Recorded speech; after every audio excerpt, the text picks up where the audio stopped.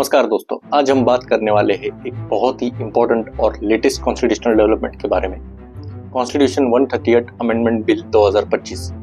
ये bill parliament में introduce किया जा रहा है और इसका इम्पैक्ट डायरेक्ट होगा हमारे पॉलिटिकल सिस्टम और गवर्नेंस पर।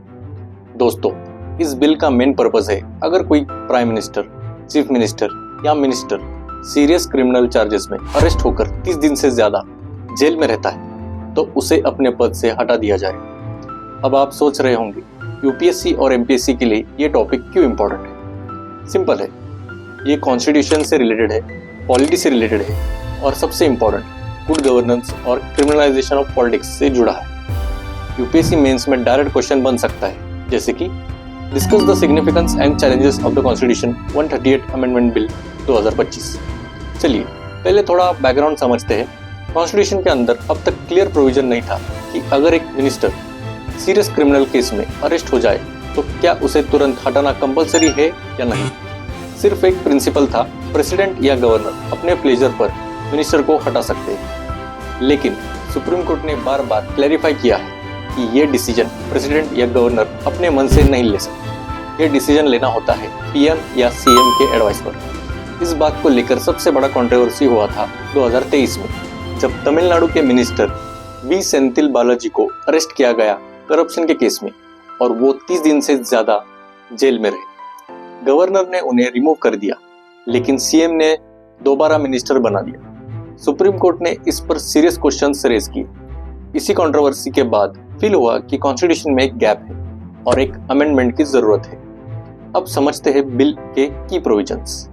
ये बिल 3 आर्टिकल्स अमेंड करता है। आर्टिकल 75 जो कि है प्राइम मिनिस्टर और यूनियन मिनिस्टर्स के लिए, आर्टिकल 164 चीफ मिनिस्टर्स और स्टेट मिनिस्टर्स के लिए, आर्टिकल 239AA दिल्ली और यूनियन टेरिटरीज के सीएम और मिनिस्टर्स के लिए।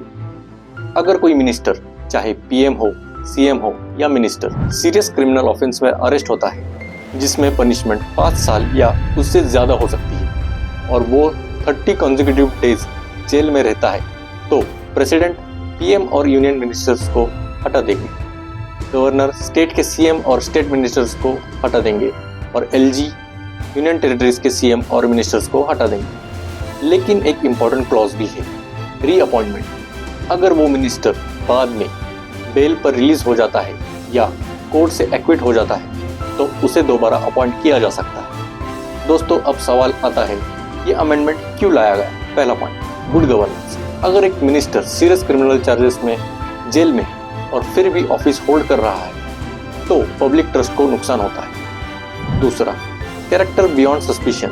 लोकतंत्र में मिनिस्टर्स का कैरेक्टर अबव सस्पिशन होना चाहिए। ये सिर्फ पॉलिटिक्स नहीं है, ये जनसेवा है।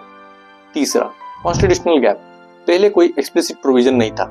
कोर्ट काफी बार कंफ्यूजन में पड़ जाती थी क्योंकि गवर्नर्स और प्रेसिडेंट के रोल एडवाइजरी होता था। मतलब सिंपल है, ये अमेंडमेंट एक अटेम्प्ट है अकाउंटेबिलिटी को बढ़ाने का और कॉन्स्टिट्यूशनल मोरालिटी को प्रोटेक्ट करने का।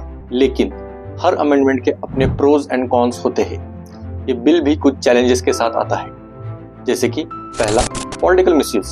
अपोजिशन का कहना है कि ये रूलिंग पार्टी के हाथ में एक वेपन बन जाएगा। अगर किसी अपोजिशन स्टेट का सीएम अरेस्ट होता है तो गवर्नर के थ्रू उसे रिमूव कर दिया जाएगा। ये एक तरीके का प्रेशर टैक्टिक बन सकता है। सेकंड, नेचुरल जस्टिस का सवाल। दोस्तों, अरेस्ट का मतलब कन्विक्शन नहीं होता। कई बार फॉल्स केसेस भी बनाए जाते हैं। पॉलिटिकली मोटिवेटेड अरेस्ट भी होते हैं। अगर एक मिनिस्टर सिर्फ अरेस्ट की वजह से अपना पद खो देता है और बाद में वो इनोसेंट प्रूव हो जाता है तो उसके साथ अन्याय हो सकता है। तीसरा, फेडरलिज्म का इम्पैक्ट। गवर्नर को ज्यादा पावर देना मतलब सेंटर स्टेट रिलेशंस और खराब हो सकते हैं।